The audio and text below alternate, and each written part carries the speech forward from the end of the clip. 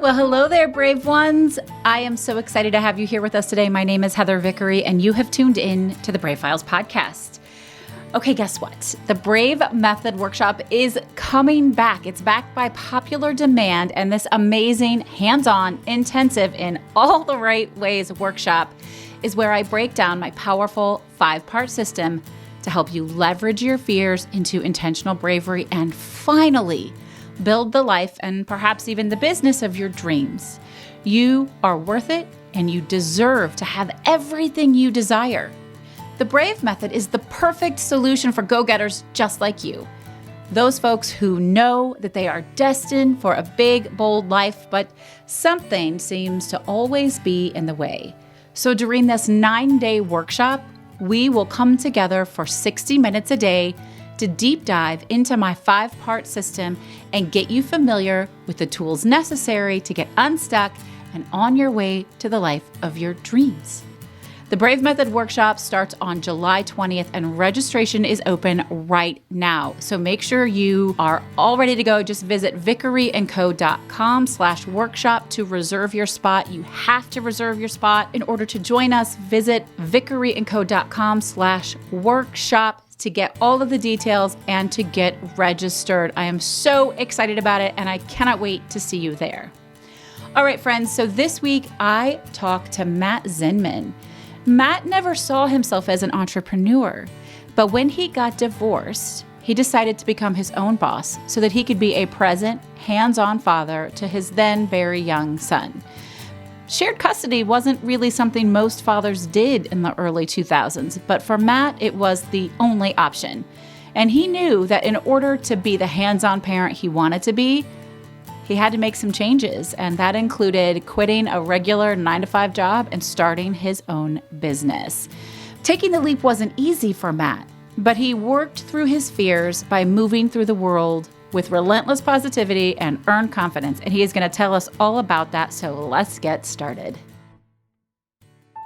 Driven, Undeterred, and Happier-ness.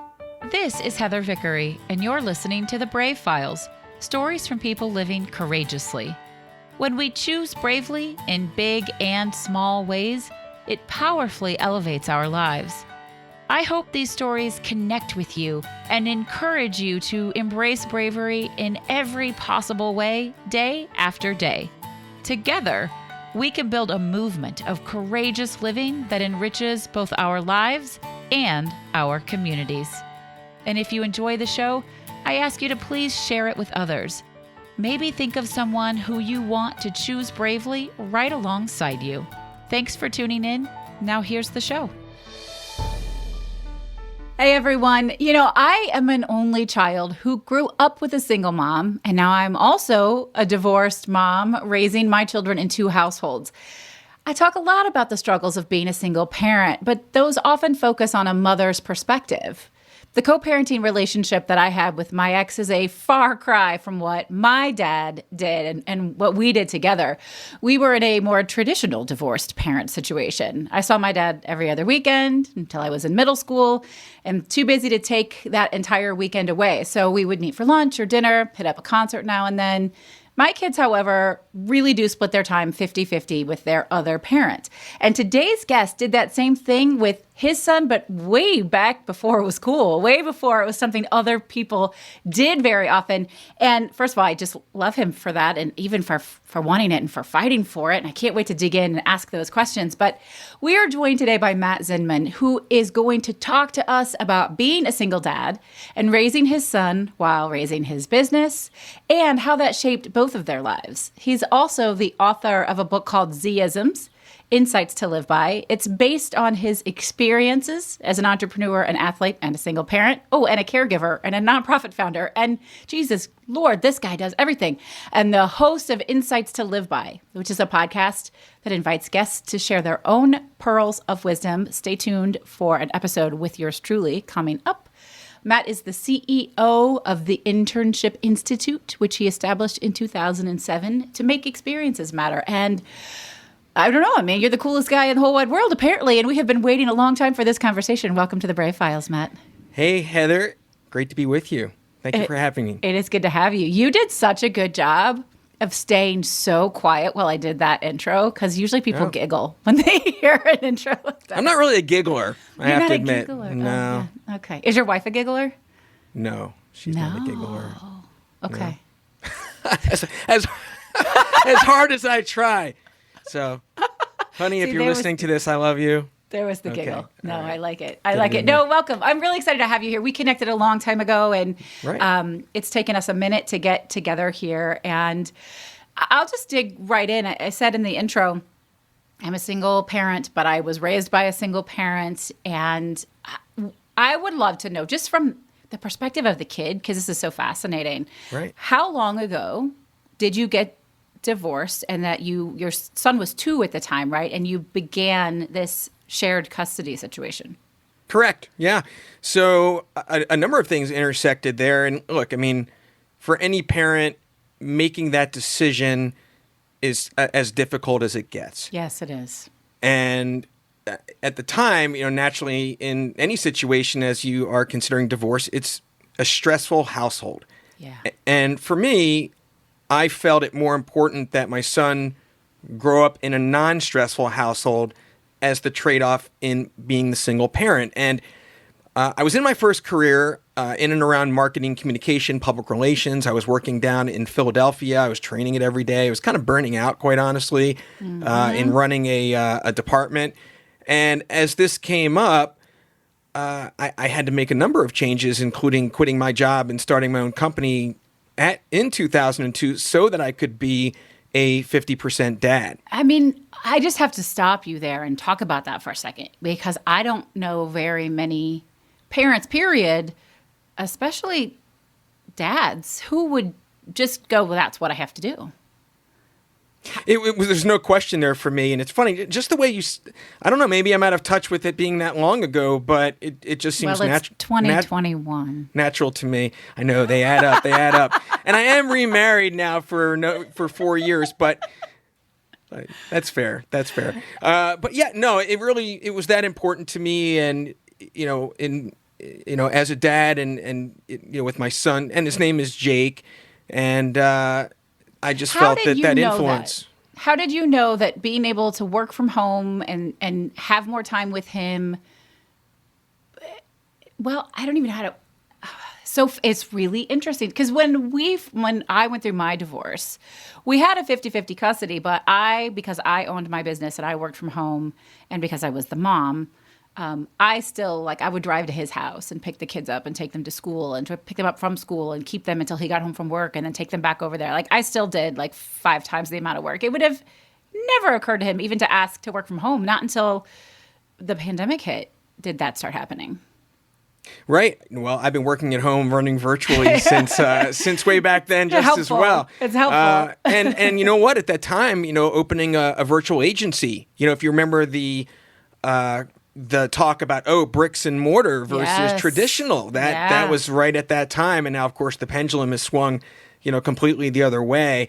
But to answer your question, for me, it was just. It wasn't even a question. Yeah. I'm not sure how else to put it. Okay. Good for you. I did, luck out to a degree where in it being possible for me to do it, I got a contract with a former client, which was Church and Dwight, which is the Arm & Hammer company. And I worked, they were a client of mine in my former agency for 6 years. So I knew a lot of people.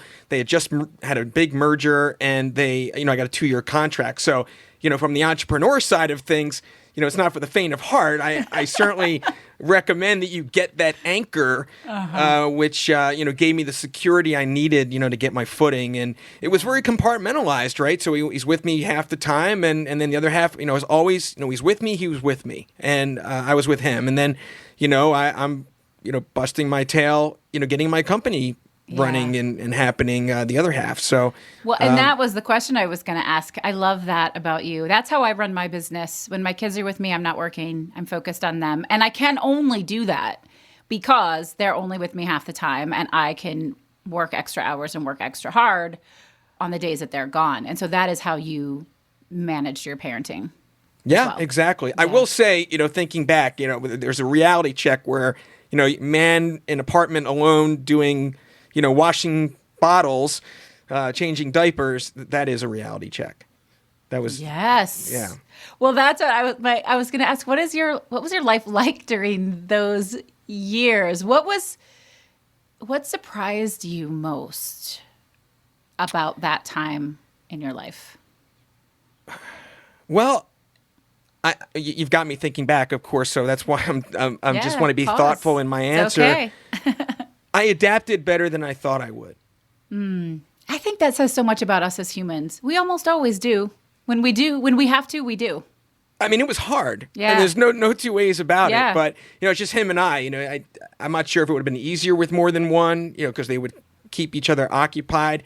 But that's the other side of having an only. Yeah. Right. So you have to keep them occupied. Yeah. Right. You're right. Exactly. Now, fortunately, his mom and I think, were on the upper scale of co-parenting. We certainly had challenges over the years. I mean, she's a good person, but we co-parented pretty well. And interestingly enough, when he was 4, we decided we took him to Disney World together. I love that. Shared a room, the whole thing, and took him to plays together, and in those early years. So again, but it's not to say that there weren't any number of rough spots over the years. That's just the way it goes. Unity. It shows family unity, and families look all sorts of different ways. And that was his family. You all are his family, right, whether you're together or not. So I love that. So yeah, back to the question, what surprised you most? In terms of how I adapted? Whatever, what was easier than you thought, or harder than you thought, or... Well, I was scared. So it was all at once, right? I mean, I quit my job. So that was That's huge. terrifying. And at the same time, I wouldn't trade the freedom for anything. Yeah. I mean, in terms of a life value, in terms of a currency, I've kicked and scratched any number of ways ever since to keep it.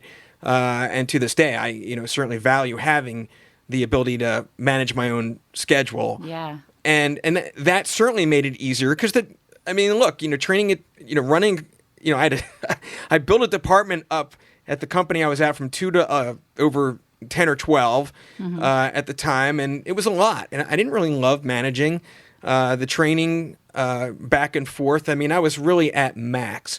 And so on one hand, there was a relief from not having to do that. And then the trade-off of, I have my true flexibility, and I was able to adapt in terms of, the new company and single parenting. So it was scary, like for anybody, and it was a big decision, certainly among the biggest of my life. And, just like anything, you get through it. You do. It clearly was a great decision for you. Do you think you would have ever quit the 9-to-5 gig and started your own thing if you hadn't had that push?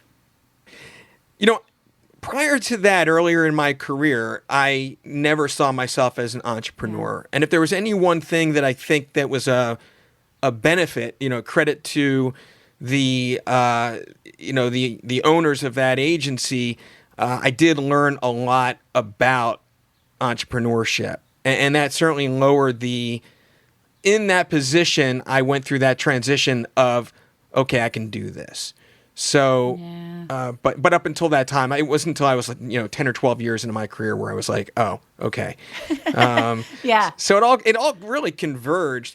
And, you're right. Certainly question that, especially in the early years, but it wasn't long until I realized, and certainly now the way he's turned out, it was absolutely the right decision. And I think one of the best ones. And, it's a whole different dynamic, right? And instead of being, with his mom, a lot with her parents, it was he and I, and the experiences that we and that I had with him were so much richer. Oh yeah. In the trade-off. Well, I find that most of the time, I won't say all the time because that would just be a lie, but most of the time, I'm able to really be present with my kids when I'm with them because I don't have a lot of those distractions that parents who are with their kids all the time have, because I'm able to structure and put up boundaries and do things differently because they're not with me all the time.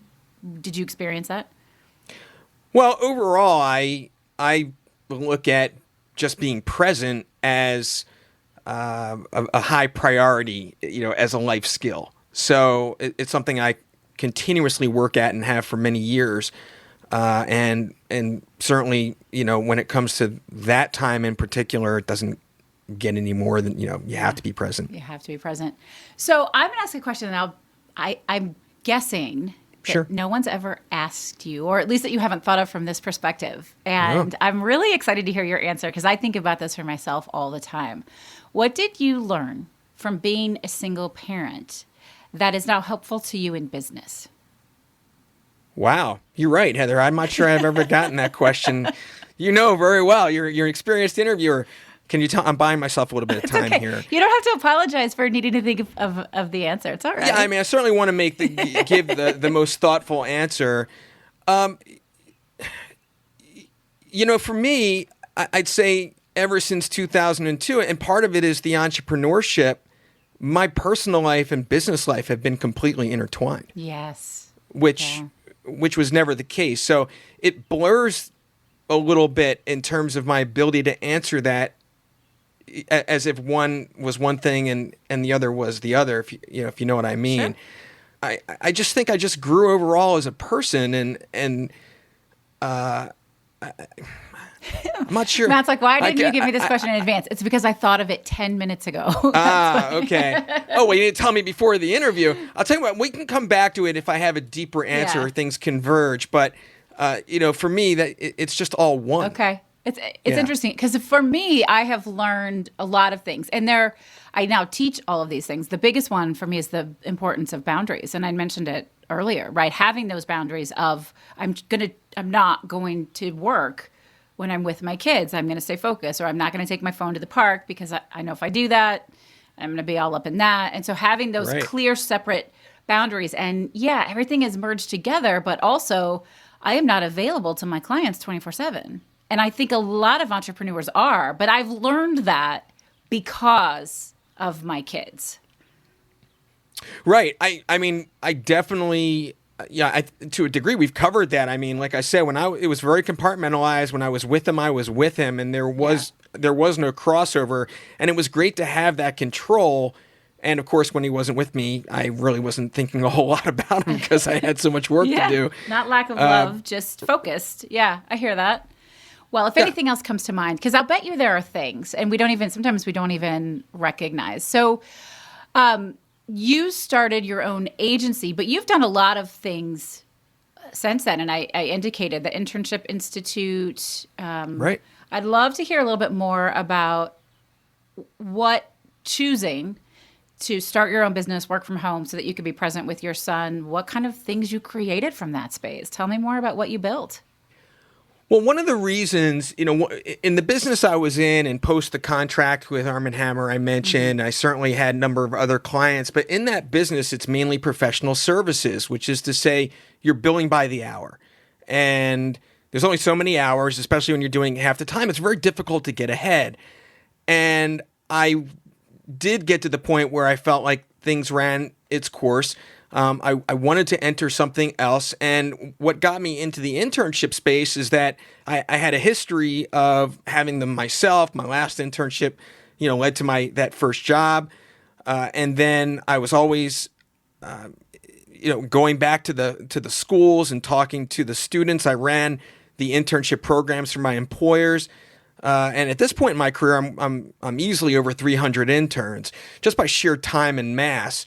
And I started in 2005, and I decided, and what I realized was, well, there's a market need for employers, and that there's a disconnect between the schools and their supporting employers in terms of, well, how do you do this right? And at that point, several years into running the agency, I was now running a program virtually, which was very novel at the time.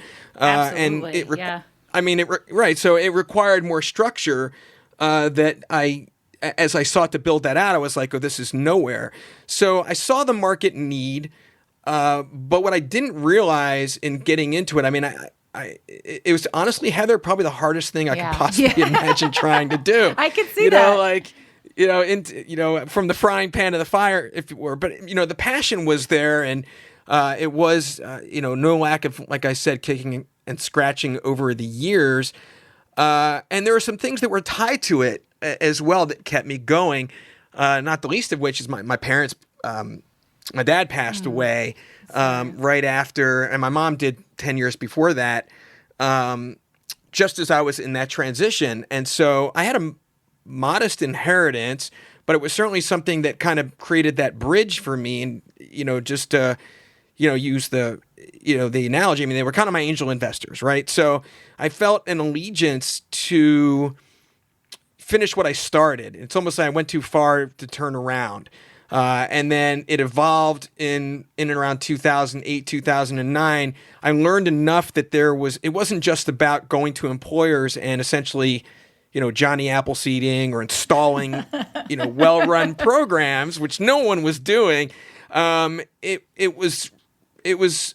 was a systemic impact that was greater, and just, a lot that drives me is about making that difference. And it's like, well, if not me, then who?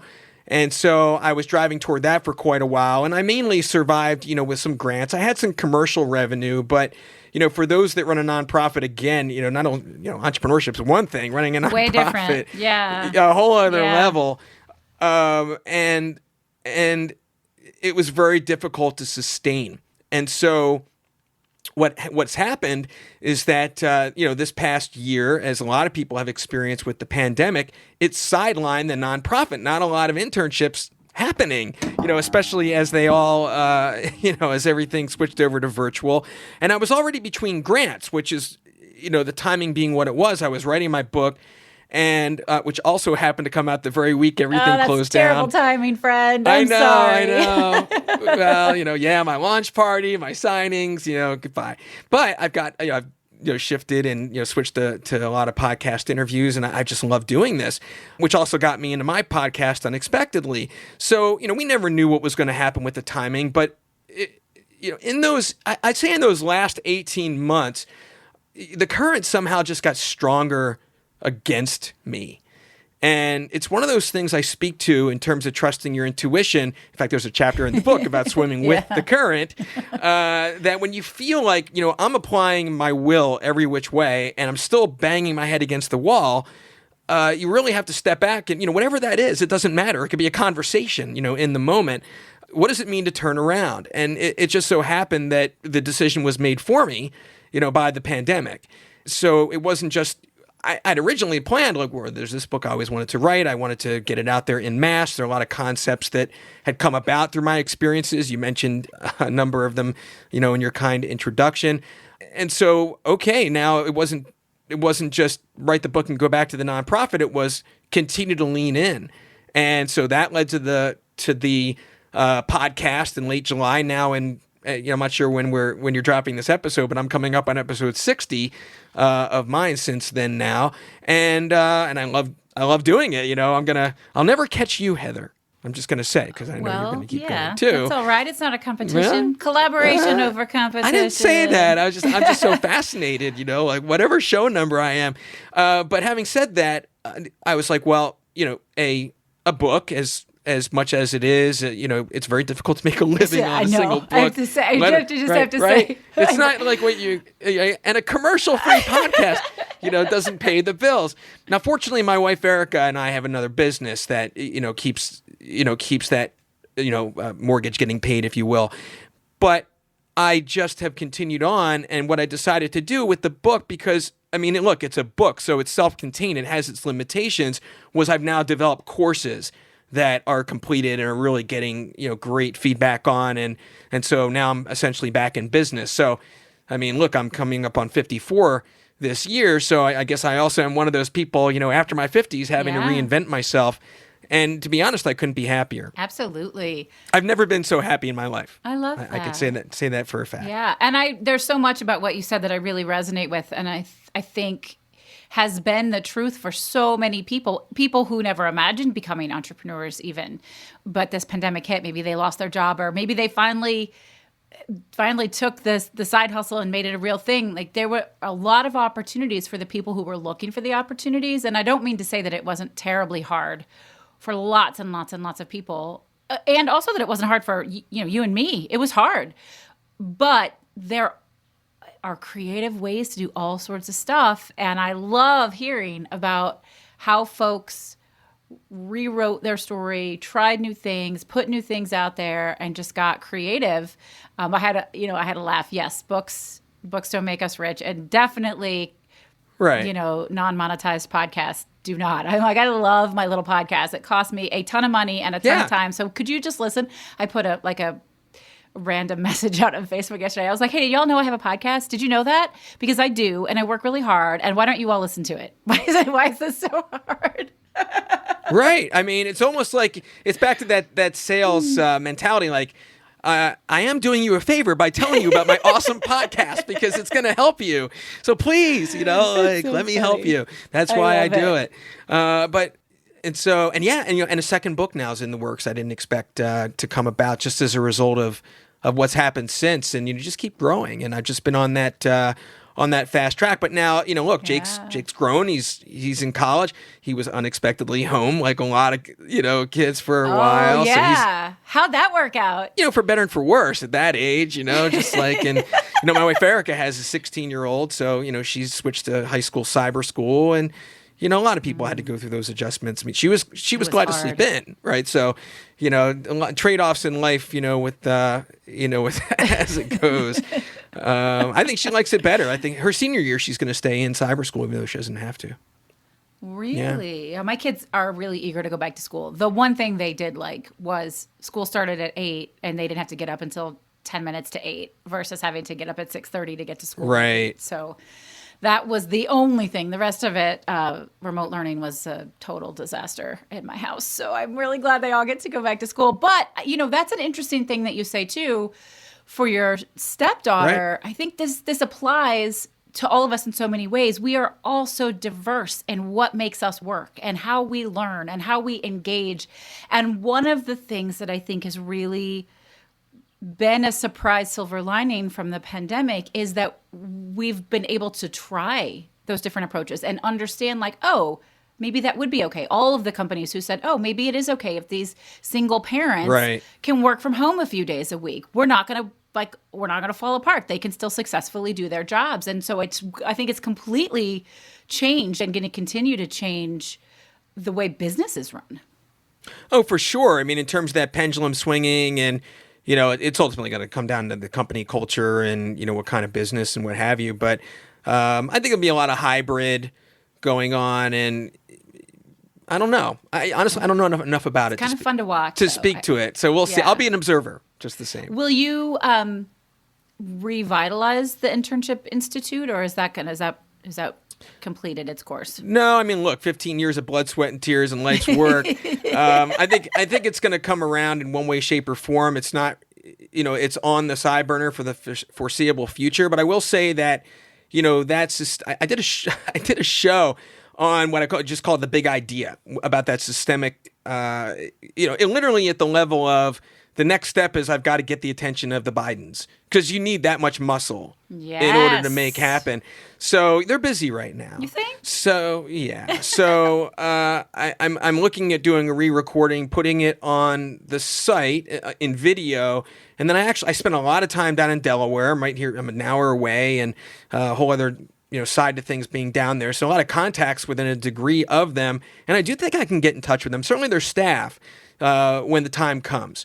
So, but I'm focused on, as described currently. I like that. No, I think it's great. And I appreciate that, you put all that love and blood and sweat and tears into something that, you can pause, but you can always go back. And that's just a great lesson, I think, in life in general, is you can pause, you can take a break, you can start over, but you don't have to throw out the whole thing. So it's fun. Well, I will say one last thing about it, which is, like anyone who goes that deep on something, I've got 25, 30,000 hours. Yeah, absolutely. Over time, I learned a lot, and it's a vast frontier, between higher ed and business and, the soapbox that goes with it. But I've learned some things that I know that I'm the only one who knows. And so I have a responsibility to at least put that idea out there and make the people who need to know about it, and my job is done. So I have some unfinished business. And virtual interns are a thing too. So maybe there's a way to change that up.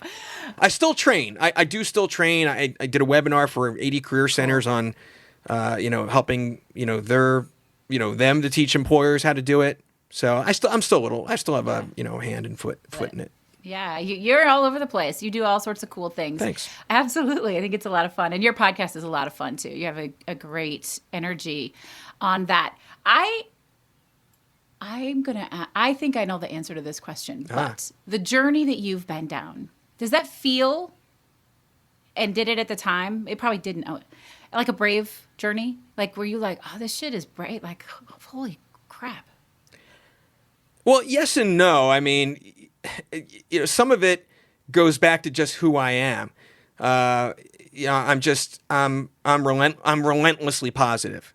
So I'm always going to have that reflex, which speaks to that whole Happier-ness concept, because we can't necessarily help what happens to us, but we have the control over how we react and how we manage our emotional experience.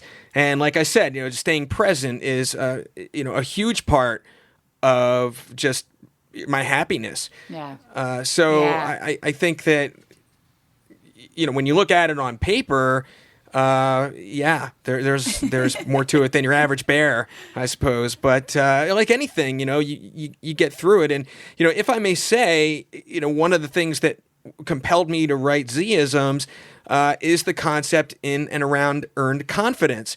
And I just want to bring this up because I know it's really a bullseye for everything that you speak to, which is to say there's everything we've already talked about. There's certainly other things that come into play. I speak a lot to depression. I've had to contend with depression since my early teens.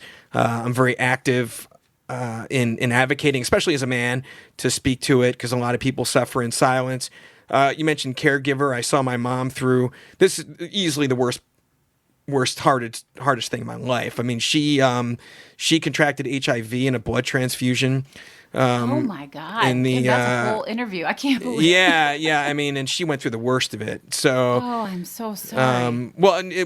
It's 25 years now since she's gone. Of course, which is now crazy. Now it's not a death sentence, and that's wonderful, but also heartbreaking. That heartbreaking, the hardest thing. But with that or anything else, with her, it was you make the best of those years, and any number of times we thought we were going to lose her. I mean, you go through that anguish, and then after that happens a couple of times, you're like, I can't do this to myself. You get to the point of like, what will be, will be. You have to stay present. You can't forecast uncertainties, and so that combined with a lot of the things that we've already talked about applies to everyone. Absolutely. In the sense that we've all been through all the things that we have in life, and we're still here. We're still standing. We're having the conversation.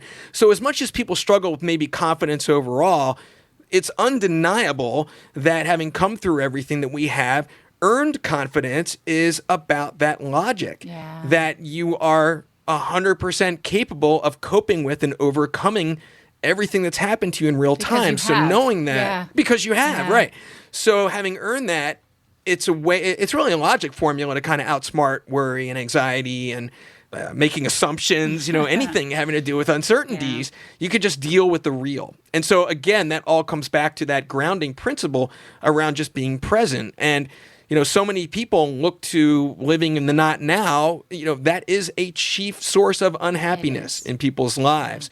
So that's really where I take aim with a lot of what I'm doing now. I love that. I love it so much that a few years ago I had the words "Be Here Now" tattooed on the inside of my left wrist, just in case I find that I'm not paying attention to this moment. I'm like, oh, nope, come on, bring it back. Come back in. It's a good reminder. It is. I mean, I set alerts on my phone, but I could ink up. I mean, that's not a bad call. But the reminders on your phone, I mean, I think those are important things to share with listeners because they're going to hear you so confidently and so powerfully say those things. And I think so many people, and I say it all the time too, see us and think it's just really easy for us to stay present and be in the moment. And that's not true. No, it's an endless life skill, that you have to work at. And, I'd love to, if you want, I'll be happy to talk about some of those principles that I think listeners will find helpful. Go ahead and share them. Yeah, is that okay? Well, earned confidence is certainly one of them. I mean, when let's go back to the grounding principle, which I refer to as Happier-ness, which is having that positive reflex, right? That choice that you make. It's like, how am I going to deal with the situation? And for me, especially on the depression side of things, I have to do that. I can't let myself get knocked off kilter any more than necessary. I mean, it's not to say like, sadness and grief and all challenges come about. You've got to deal with and feel. You got to deal and feel, Heather. But you do have to deal and feel. Right. So we covered through earned confidence the future uncertainty, which is critical. Then you get into the past baggage, which a lot of people contend with, right? You've got regret, resentment, grief, any kind of trauma, on and on and on. I mean, baggage. People know what that is. And it really comes back to another thing, like on the other side of earned confidence, is self-kindness.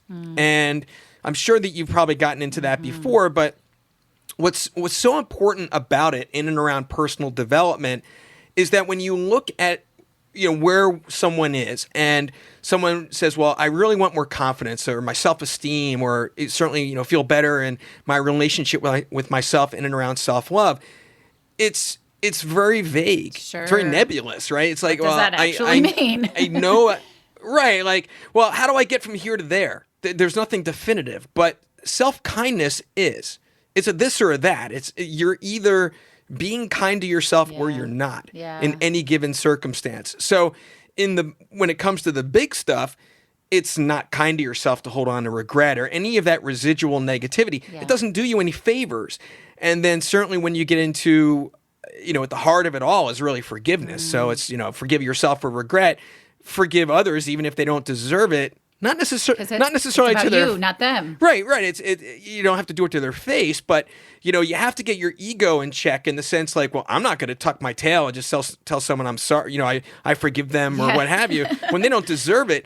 But then on the other side of that, you trick your ego by saying, if I hang on to this bad feeling as a result of this person, they're still getting one over on me. They win. Absolutely. Right. So I have a whole section in my new book coming out about the power of forgiveness. Forgiveness is really right. And that's why we talk about it, for the very case it's at the heart of it all. And then the other challenging thing that really is at that life skill level in and around getting to just be present is the self-awareness to catch yourself when you have those day-to-day negative thoughts that, you're ruminating about things.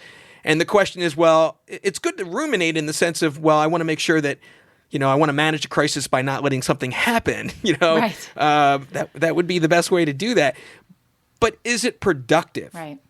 Or are you just beating yourself up? And when that's the thing, as hard as it is to let go of the past baggage and train yourself to apply earned confidence to, stop worrying or, keep at that, it's the daily ruminations that people struggle with most. And so when you really check in with yourself and be like, well, am I present today? And, you really kind of rewire your brain a little bit.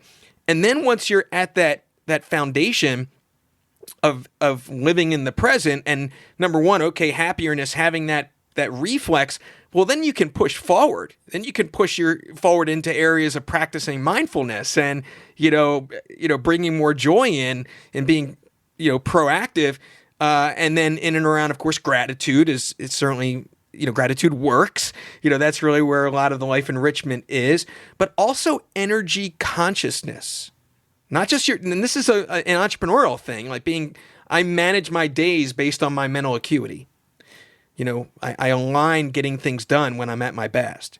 So as opposed to time management. And that's one of the nice things about the freedom, but also how we interact, that we have a personal responsibility in and around how we affect one another and being aware of that so somebody in a bad mood doesn't, ruin your day. And then, of course, pushing all the way up to your, aligning in and around your passion and your self-belief with your purpose. And that's what I just described in combination is that happier-ness mindset. So that's what I'm working on. Yeah. I wanted to ask you, Matt, because I'm a big fan of self-kindness, but I've done a lot of work and research with Kristen Neff's work on self-compassion. And I'm curious if you have an opinion on that. In terms of the difference? No, just on the self-compassion work at all and how, it's definitely, I it's been game changing for me, life changing, but also Right. it's a little strange because it's real things like, like pet yourself and talk to yourself in the compassionate ways that you would talk to others. But I think it's Right. game changing. Well, it is. I mean, you could start out with that and say, well, for one, self-kindness falls under self-compassion. Compassion's the broader umbrella. And if we think, well, all the things that we say to ourselves, would we let other people talk to us that way? And that's a good place to start and say, well, okay, if I wouldn't let someone talk to me that way, then self-compassion comes into play. It's also really about giving yourself grace. Oh my gosh, yes. Right. So it's got those many facets, and it intersects with that whole happier-ness mindset and having a reflex of positivity, going to that extreme optimism. And by the way, the reason I do the happier-ness thing is because optimism is not in the present tense. It's always about hopefulness. So I couldn't find anything So you that made really one up. I actually did. And and it's not it's my responsibility. It's not meant to be a derivative, like a state of being, when you talk about happy or happiness, it's a life skill. It's, how do you respond to the things that happen to you? And self-compassion has a lot to do with that too. Yeah, it does. There's a lot in choosing that. Are you familiar with Michael Singer's The Untethered Soul? I have heard of it, but I'm not familiar with it. I have mixed feelings about that book, but he does talk about happiness in general, just being a choice, like being happy in the moment, choosing that over something else. It is a skill. It is a choice that you make even when you don't feel happy. Even when you don't want it, Right. even when it's hard, even when all the curveballs are being thrown. And where I struggle with that a little is I'm a super positive person. We talked about the fact that Be Here Now is tattooed on the inside of my arm. I couch everything in positive approach instead of negative. It's really, really important to me to do that. But I also think we have to be honest with ourselves and experience and feel whatever it is. I'm not of the just suck it up and get over it brand. No, of course not. No, I mean, you have to experience sadness and grief and all the things that you encounter in life. And at the same time, I'm not familiar with exactly what he says in that, but we are in charge of our emotional experience. We can't help the things that happen to us, but how we react. That's right. Is and then it comes also in and around perception, Heather, because again, this is something that I've had to work on in and around my own dealing with depression over the years, because things get skewed, to remind myself that optimism and pessimism do apply to the very same set of circumstances. Not to say that there's some things in there that are, bad in terms of, your environmental impact of things that get you depressed. But are things really that bad? Are they temporary? Well, that's what it is. That sense of, is it temporary? Right. Is it always going to be bad? And maybe they're really that bad, but is it hopeless? Or is there something you can do to change it? Or will the situation right itself? I mean, we think about the pandemic. It was awful, but there was going to be a time eventually where it was going to get better. Well, I mean, while on topic, this is certainly something very important to me, and I founded the Defeating Depression Club on Clubhouse. I run rooms over there, and so as a man, I speak to this a lot. In that, having experienced, and there is no substitute for experience when it comes to being in those those depths of despair, when things are just so bleak, to remind yourself that typically you've been there before, and that again comes back to earned confidence that things won't always be this way. You might not have the answer, and yet we're survivors, and that you just have to just keep taking more steps forward, celebrate the little wins. I brushed my teeth today. I showered today. Yeah. And sometimes that's enough and it's worth celebrating. And some days that's your brave. That's it. That's Right. okay. That's right. Exactly. Yeah, I'm glad we went there. It's I'm glad we important. went there too. It is really important. And that's a huge part of what this show is about, is that brave isn't always looking strong. Brave isn't always climbing mountains or starting businesses or coming out of the closet or getting a divorce or dealing with the death of a parent. Brave sometimes is fucking brushing your teeth. And sometimes it's like, okay, I'm actually going to get out of bed, or I'm really going to put clothes on. And it can be different every day. And my hope for everyone who listens to this show is that they will find their brave moments from each day, and that they will all hold the same amount of weight. Like whatever makes you brave that day, let that bolster you as you move forward. Right. And the tough thing when you're in that state of mind is, again, that self-kindness. Yes. And this or that or that. And the challenge with it is, especially in that state of depression, you could go 15, 20 minutes or longer in that just I don't know if it's quite the subconscious, but it's not exactly conscious. And you don't realize it until afterwards. Wow, I've been beating myself up, and it's like too late. Yeah. And, that's when you're like, oh, okay, like, be kind to yourself. Yeah. When the consciousness kicks back in. Absolutely. Awareness is key. But that's a really nice lead in to a question that I ask every guest every week, and that I really love, which is celebrating success. Celebration, I think, is a little bit of a lost art in this world, and we're so on the go, and we're so busy, and we're pushing so much, and there's so much on everyone's plate that often we fail to stop, acknowledge, and celebrate the moments that are great, the things that are wins. And so I want to know, Matt, how you celebrate. Well, I'm glad you're asking the question, because it's essential. It is essential. It really is. But you'd be amazed how many people go, I don't really think I do that. Well, I mean, look, we just talked about quality of life, and, choosing, the positive whenever possible, and certainly pushing forward in being, you have to be present to celebrate. Yes, you do. Yeah. And be grounded. So it starts there for sure. A lot of it for me comes down to gratitude, and I'm sure you speak to that quite a bit. I mean, gratitude works. And so I'm very grateful. I mean, this comes also over to perception, Heather, in that, are my basic life needs met? Am I healthy? Is everyone around me healthy? Like the basics. Like if you got that going on for you, everything else is gravy or really circumstantial. Not to minimize anything, because we always all typically have something tough going on. But again, back to is this temporary? So when you have the positives, go down the list and celebrate each one with gratitude. Yes. How do you celebrate? How do I celebrate? Yes. I'm just perpetually kind to myself. I'm trying to think of any one way. I mean, I practice gratitude. One of the things that I'm doing, and this is a little bit on the law of attraction side of things, if I may. Is that digress us? Yeah, no, it's okay. All good. I mean, okay. I think that's why I asked this question. There are a lot of ways to celebrate. Certainly, practicing gratitude is a beautiful way to celebrate. I've written 2 books on gratitude. I'm certified in positive psychology. It's a BFD in my business and in my life. Okay. But there are a lot of things. Some people go, I eat chocolate, and some people say I put it on Facebook, and some people say I go take a walk around the neighborhood or whatever. So whatever you do to celebrate gets to win. And we ask this question so that we can light up the listener's brain and have them think about ways that they can do that for themselves. So share away. Right. Well, for one, in the present, I fold gratitude in my day. The second my feet hit the floor, I'm grateful. You create these triggers, especially when you have downtime. When I'm brushing my teeth, I have a spin brush. It takes 2 minutes before the thing turns back off. What am I thinking about?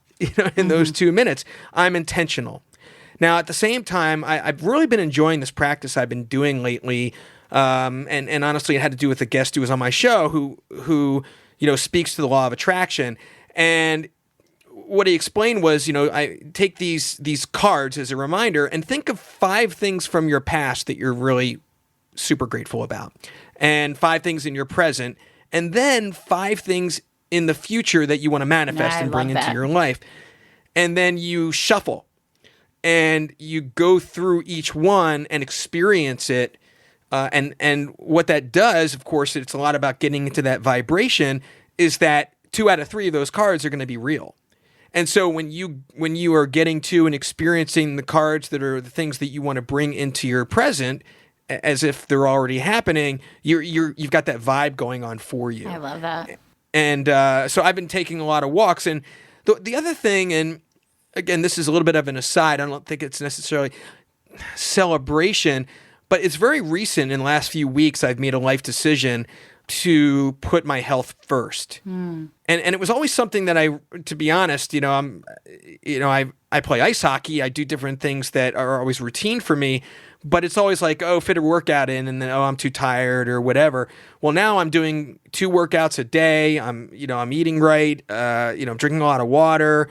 I've got the gratitude thing going on, and I'm reading personal development books, and I'm being consistent with it, and then I'm fitting in the things I need to do around that. I've switched the paradigm. I like that a lot. I think that y'all take that with you. Switch that paradigm. Yeah. Because it all gets done, right? But what happens when we put the business stuff first is we sabotage the personal stuff and our personal needs, and I'll do that later. Oh, I can't do that. So if you're not going to sabotage the work stuff. It's just not the way that's going to happen, right? So if you take care of yourself first, then you buckle down, you stay focused, and you get your shit done with work, and you don't push it off. It's a leap of faith. I mean, I had COVID, and my wife did, and my son did months back, and I just hadn't been feeling myself ever since, and a little short of breath, that sort of thing. And I just, my energy levels haven't been where I want them to be. And it's like, I know I'm not quite feeling myself, maybe a little bit was like a low-level depression, the winter and things. But I'm okay. I mean, I'm functional. Thank goodness. Now right. I mean, but I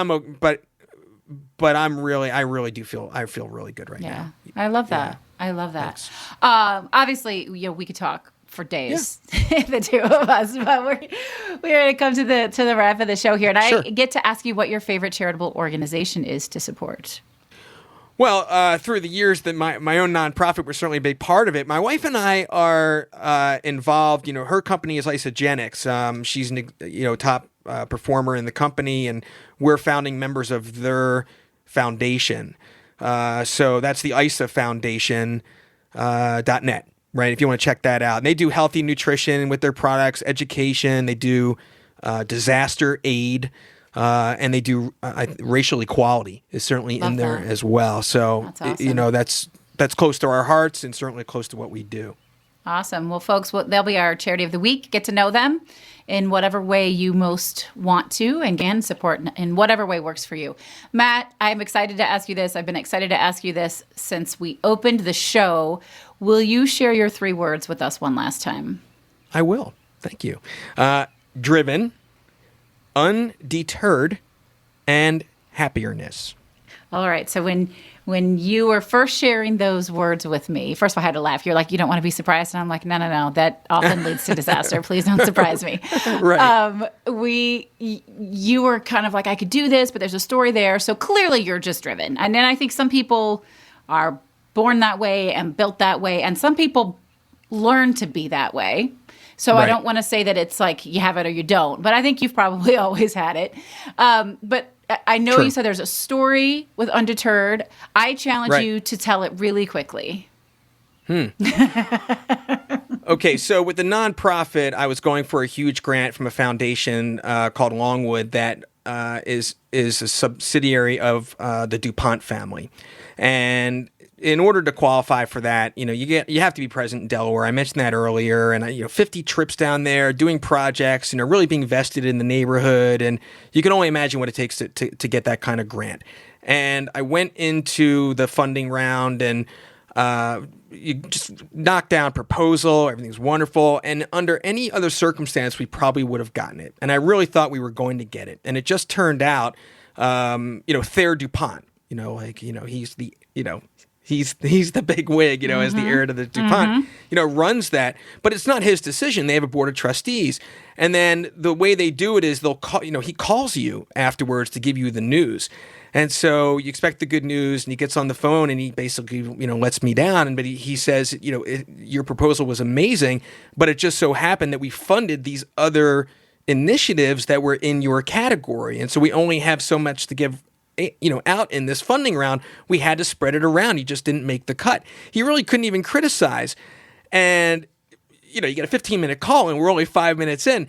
And there was this silence. And, for me, it was just a character moment. And I said, you know what, Thayer? And I knew him, from other things. I'm undeterred. And he just lit up. He was really happy. It can't be easy for him to give me the news. And yet he was really happy to know that he didn't crush my soul. I love that. Essentially. So it was something that, and then my wife got me, AirPods, and you can, customize the case, and that's the word she put on the case for me as a result. I love it. That's why it's my word. Yeah. Yeah, that's a great reminder. That's a great tool to have in your pocket when things, as they inevitably do on occasion, feel really, really effing hard. Right. You're like, okay, I'm choosing. I'm undeterred. That's awesome. Thank you.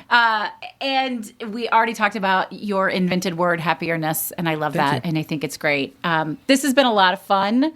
How can folks find you if they want to check you out and all that good stuff? Thank you, Heather.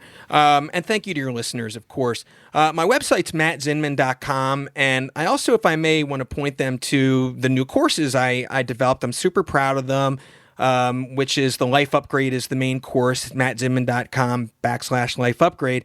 And if I may, Heather, I want to, as a thank you, offer a gift to the listeners, a $100 gift code, which I've set up as Brave Files 100. And so anyone check it out, and hopefully that'll get them another step forward to coming through that experience. And it's out of me. It's certainly very original, awesome. And I hope people follow through. Yeah, very good. And you also should check out Matt's podcast. You want to tell folks again? Sure. About your podcast? Yeah, easy to find on the site. It's Insights to Live By, and I do some solo shows, and I have guests come on and talk about their life lessons and pearls of wisdom, and it's got a fun formula to it, a nice mix, and I have a nice surprise for my guests. Most guests don't know it's coming, and it's a fan favorite. I just have to say. Right. So I'll leave it at that. Very good, Matt. Thank you so much for being here with us. It's my pleasure. Thanks so much, Heather. All right, folks, I want to hear what connected with you on this episode or anything else that you're experiencing. Maybe you want to share how you're out choosing bravely, what your brave of the day is. You can give me a call at 312-646-0205. I literally do truly check those voicemails myself, and I will respond myself. So you can also email me at heather@vickeryandco.com.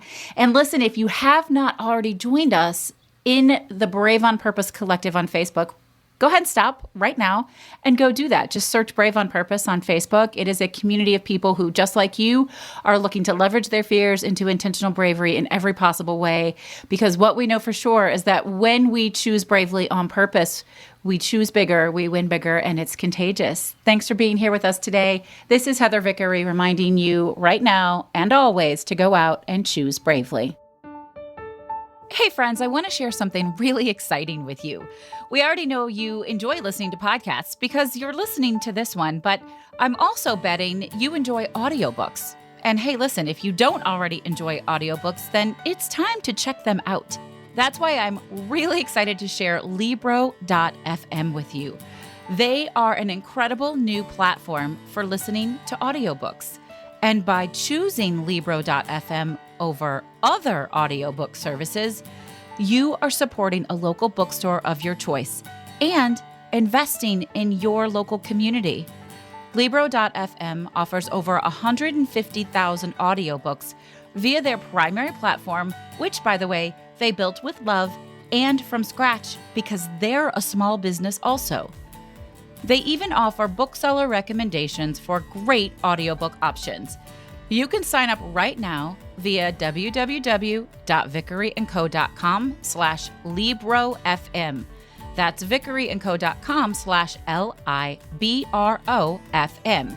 And when you do, you'll get one free audiobook of your choice, and the proceeds will go to your favorite local bookstore. Now, check what I just said there. You're going to get a free book, and the proceeds are still going to go to your local bookstore because Libro.fm makes sure that their booksellers get paid even when they give a promo to customers. I've listened to over 20 audiobooks this year alone. I especially love listening to memoirs read by the author, and it feels great knowing that all of my purchases support my local bookstore, The Book Table, in Oak Park, Illinois. Libro.fm.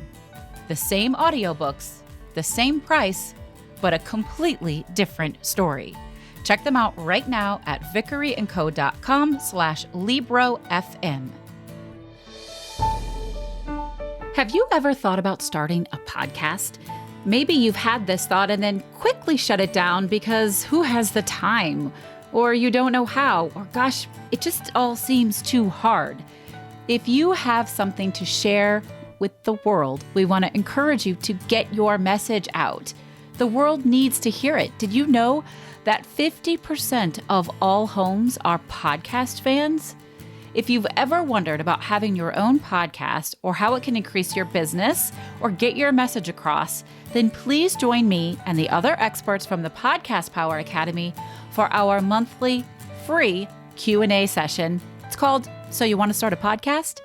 This casual live conversation will help you understand how podcasting can be a great decision, why now is the best time to get started, and how to get into action with it. Visit podcastpoweracademy.com to learn more. You've been listening to The Brave Files, stories of people living courageously. To learn more about the show, find our show notes and full episode transcripts, or to get some great bonus content, visit thebravefilespodcast.com. And we would love to know what you think of the show. You can give us a call at 312-646-0205. Let us know your thoughts on the episode, the show in general, or maybe share with us how you're out choosing bravely. This episode is brought to you by Vickery & Co. Success Coaching. Coaching that helps you maintain a life well lived and a business well run. Learn more at vickeryandco.com. Our music was created and produced in a custom collaboration with Matt Lewis from ML Creative Consulting, a boutique firm dedicated to helping clients identify their unique sound and amplify their brand with custom delivered soundtracks. We couldn't do any of this without our extraordinary audio engineer, Andrew Olson. Learn more about him and check out his work at findandrewolson.com. And special thanks to everyone on Team Brave, from our producers, associate producers, copy editors, writers, and support team. Special thanks to Molly, Mary, Kim, Sabra, and Sabrina. I'm your host and executive producer, Heather Vickery. Thanks for tuning in, and we'll talk to you next week.